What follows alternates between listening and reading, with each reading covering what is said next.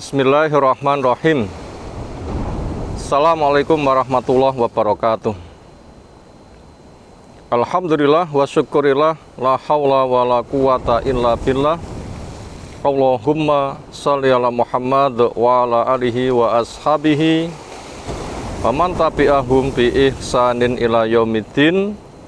Ya ayyuhalladzina amanu taqullaha haqqa tuqatih wa la tamutunna illa wa antum muslimun wa ba'du. Fa inna asdaqal hadisi kitabullah wa khairal hadyi hadyi Muhammadin sallallahu alaihi wasallam wa syarrul umuri muhdatsatuha fa inna kulla muhdatsatin bid'ah wa kulla bid'atin dhalalah wa kulla dhalalatin finnar. Ayolah ikhwah, apa yang terlihat di layar ini suasana pantai di Tambakrejo, Blitar Selatan. Pagi hari ini, hari Rabu, tanggal 24 Desember 2025, berbarengan awal-awal bulan Rajab. Kegiatan KBM belajar mengajar rata-rata di Kaldik Pendidikan ini adalah hari utlah, hari libur kegiatan sehari-hari setelah menempuh imtihan sebagai penjajakan sejauh mana mereka menyerap pelajaran. Harapannya memang betul-betul mampu menyerap pelajaran itu generasi muda, para murid, para santri, sehingga ketika ilmu mendalam, manhajnya benar, itulah Al-Quran ditafsirkan dengan sunnah yang sahih, dipahami, diamalkan sebagaimana para sahabat yang membimbing semua hal tentang kemestian berakidah tauhid, kemestian beramal sunnah, kemestian berakhlak sebagaimana yang dimiliki Nabi SAW yang beliau diutus, sebagaimana pesannya, innama biustu liutamima makarimal akhlak, saya diutus untuk menyempurnakan akhlak, yaitu adab bergaul, memberikan maslahat pada lingkungan. Di depan Allah dia bertauhid, tidak syirik.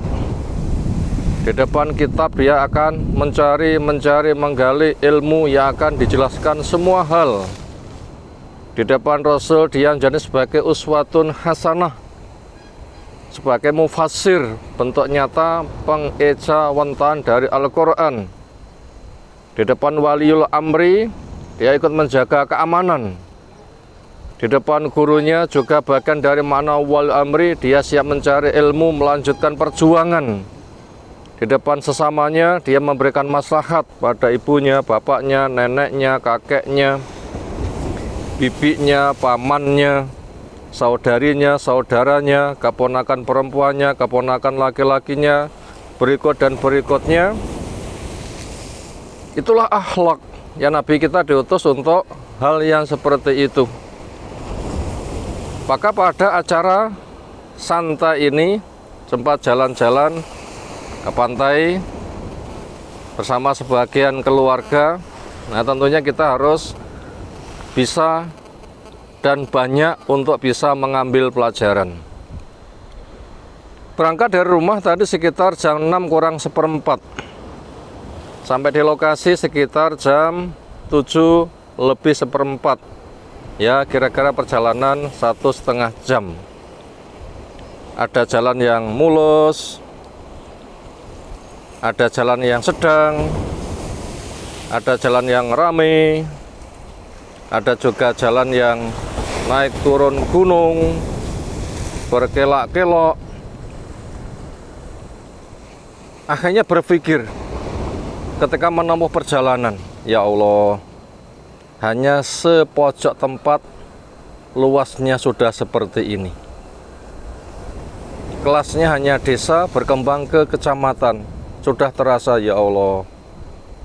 Apalagi naik turun gunung berbelok-belok. masih mending ada jalannya beraspal. Kalau sampai nggak ada jalannya, andaikan ada tidak beraspal yang mulus, seperti apa beratnya. Sehingga ketika orang itu hendak mencapai tujuan, dan itu harus menempuh perjalanan, waduh, lek dalane kaya ngene, kapan bisa sampai tujuan? Allah SWT telah menyebutkan, Islam telah membimbing kita di dunia itu adalah menempuh perjalanan, bukan tujuan.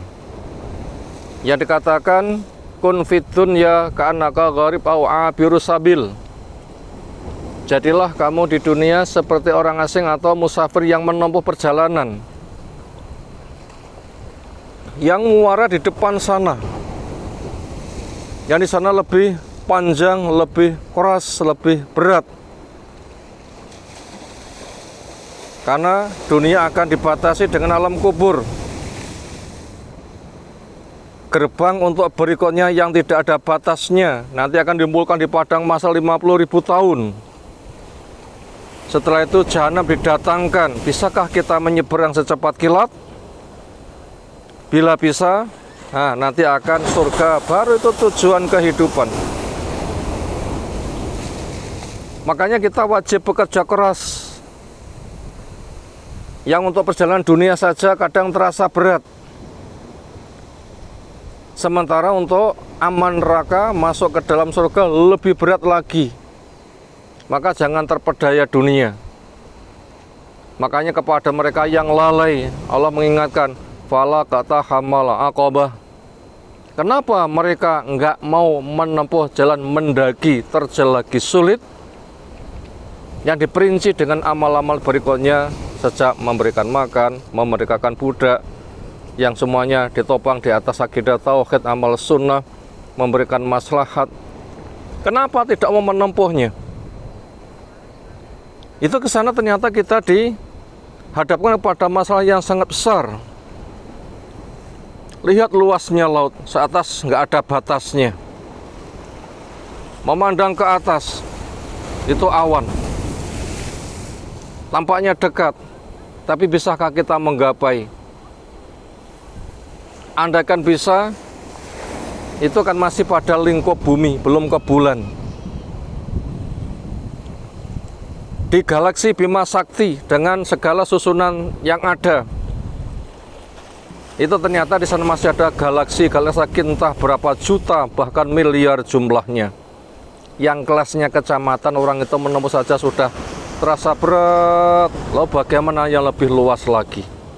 Dan semuanya berada pada tengkurapnya langit yang satu. Sementara bumi yang kita bisa, andai kita mampu ke langit, butuh waktu 500 tahun. Jarak antar langit juga 500 tahun. Dikalikan 7 langitnya, dikalikan 7 jarak masing-masing. Dan di atas lagi masih ada Sidratul Muntaha, di atas lagi masih ada kursi, di atas lagi masih ada lautan, di atas lagi masih ada arsy. Nah, bumi ke arsy itu 50.000 tahun. Bagaimana kita bisa bayangkan? Sementara Allah masih ada di atasnya lagi.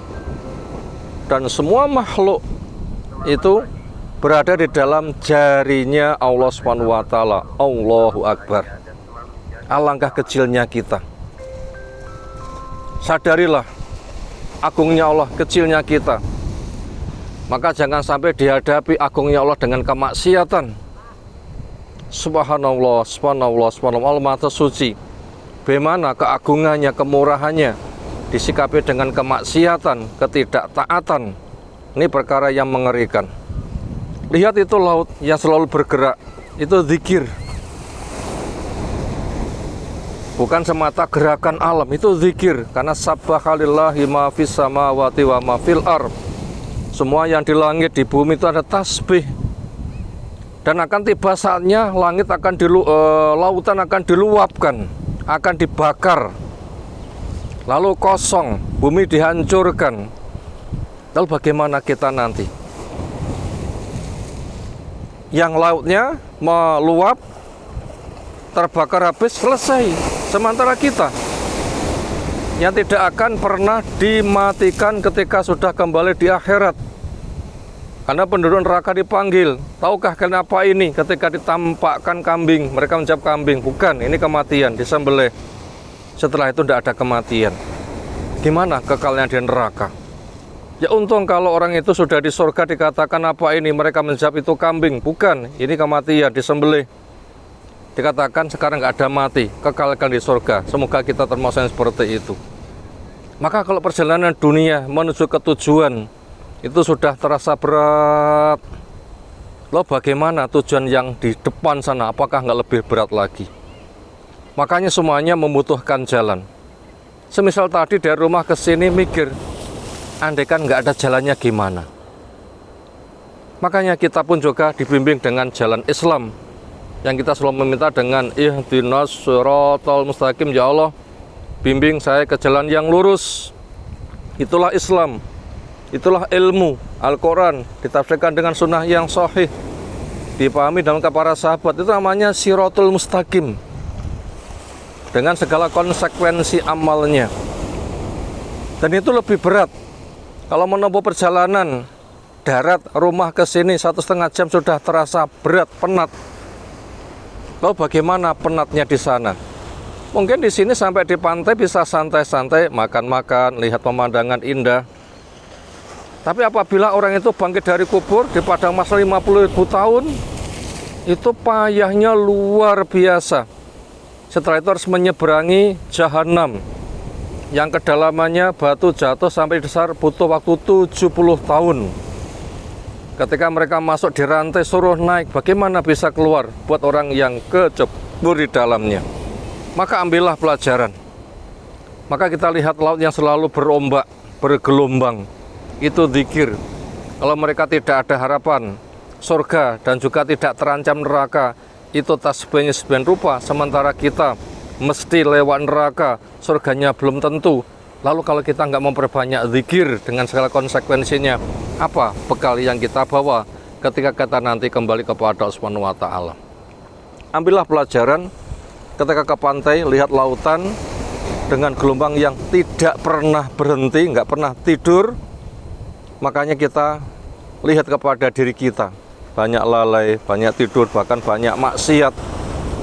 Lalu bagaimana nasib kita nanti? Makanya kembalilah kepada Allah. Istighfar, istighfar, istighfar. Cari ilmu, amalkan, dakwahkan. Dukunglah dengan segenap apa yang kita miliki. Dengan begitu kita nanti semoga mendapatkan rahmat Allah, fadilah Allah, ampunan Allah. Sehingga kita yang tidak seberapa ketika mendapatkan rahmat Allah, fadilah Allah, ampunannya, nanti akan dimuliakan sebagai pewaris surganya. Semoga kita salah satu di antaranya, dan semoga kelak kita berkumpul di Firdaus, surga Allah yang paling tinggi, yang disitulah kita diperintahkan, bila kamu minta surga, mintalah surga Firdaus. Kenapa? Dia yang paling tengah, yang paling tinggi.